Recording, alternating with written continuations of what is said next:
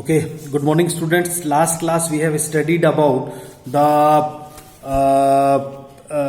structural implementation. Okay, with the help of this diagram we have studied what? We have studied about the managing. We have started the managing change. On that managing change we have did the entire structural implementation. Today we are going to deal the other part of the managing change, that is known as what? Leadership implementation. Okay, that is known as what? Leadership implementation. Here in this leadership, if we talk about the leadership implementation, and then in this entire leadership implementation, what we are going to study? We are going to look upon that how many types of leaders are there, as well as what is the role of leaders or the leadership is being played in the organization. Is there any role of leadership or not, and how the leaders are effective for the organization, all those things. And if not, then how we are going to implement those leadership in the entire organization, so the work activities would be done. So here we have to study about the leadership, that why the leadership is being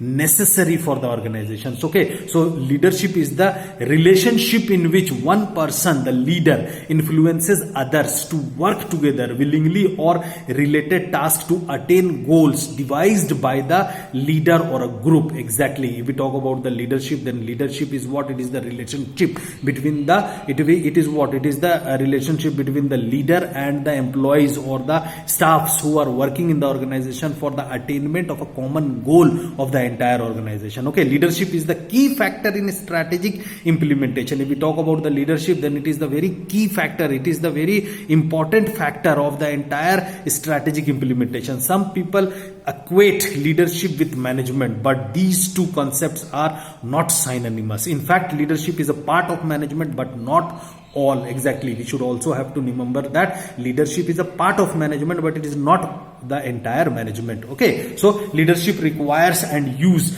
three different skills in influencing and interacting with the people to attain goals. There are very three influential skills which the leadership requires, which the leaders requires. Those are, the very first is technical skill. Our leaders should know the technical know-how at the where they are working, what kind of organization or nature or business they are working with. All those technical aspects would be known. Technical know-how would be known by the leader, the very first skill. The second skill is what? Human relation skill. This is a very important skill, because in the organization the work activities are being taken with the help of whom? With the help of workers, not with the help of robots. So human leader should know a very sound human skills, that how they are going to relate the human beings, how personally they are going to treat them, how physically they are going to treat them, how psychologically they are going to treat them. All those things related to the human relations are being known by the leaders, a very important skill. And the third is what? Conceptual skill. This is also a very important skill, that is known as what? Conceptual skill. The concept, the leader's concept would be very much sound and logical. Whatever the topic they are going to speak or they are going to define or brief, their logic, they should be very much logical and very should be conceptual, so that the faith, the relevancy of the people who are working under that particular leader would be attained or achieved. So okay, so these three important skills would be required by the leaders. Manager exhibit leadership when he or she secures the cooperation of others in accomplishing objectives. Organizational leadership plays a significant role in the changing business environment. Exactly, the competitive environment and remaining competitive requires an organization to develop an appropriate leadership. The changing business and its consequence for the leadership factors should be presented. Leadership can be felt throughout an organization. Leadership is not that it should be felt only for a particular level, it should be felt for the entire organization. Its skills, its leadership concepts, its leadership influences would be for the entire organization. It provides space and energy to the work and empowers the employees. Though efficient leadership is essential for organizational success, it is not just sufficient to achieve the organizational effectiveness. This is because of the fact that organizational effectiveness depends on several factors. Okay, so there are various factors according to which the leadership styles are being required. So this is is what about the leadership that we are going to. Now in this we are going to learn about leadership styles. These how many types of styles, how the leaders do have to behave in the organization according to their own behavior. Those behaviors are known as what? Leadership style. Means how the functioning activity and the behavior of a leader is known as leadership style. The very first leadership style is free rein, F-R-E-E, free, R-E-I-N, rein, or laissez-faire, L-A-I-S-S-E-Z, laissez-faire, F-A-I-R-E, laissez-faire style. This is the very first leadership style. The leaders in this style avoid authority and responsibility. They mostly depend upon the group to establish objectives and goals, formulate policies and programs. There is no direction and control by the leader. Here each and every activity is being given to the subordinates. The leaders do have a sound faith and belief on the entire subordinates, and they give the authority to the subordinates to take the decisions. Here the full authority and responsibility would be given to them, and they have been known, they have been made in such a way that they have to lead the organization. They think the organization, that the organization is theirs, then they move with that spirit. That is known as what? Free rein or laissez-faire style. Okay, the second one is what?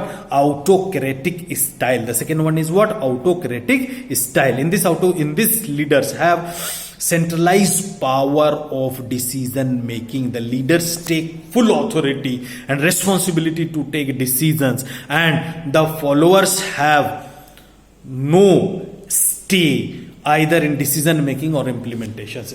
In this, the second style is autocratic style. In this autocratic style, the leaders, the power is being centralized to a particular top level, and they are going to deal the entire organization. The full authority and responsibility to take the decisions are being here with the only one person, and they are going to lead the entire organization. And the third one is what? Participative style. The third style is what? Participative style. Participative style leaders decentralize authority and encourage subordinate to express their opinions in decision making as well as in implementing decisions. In this, the participate, here the leaders try to make participate the workers, the employees, according to their experiences, and try to take their opinions. In this, they take their opinions, and while taking their opinions, a unanimous decision is being taken. Okay, that is known as what? Participative style. And the fourth style is what? Democratic style.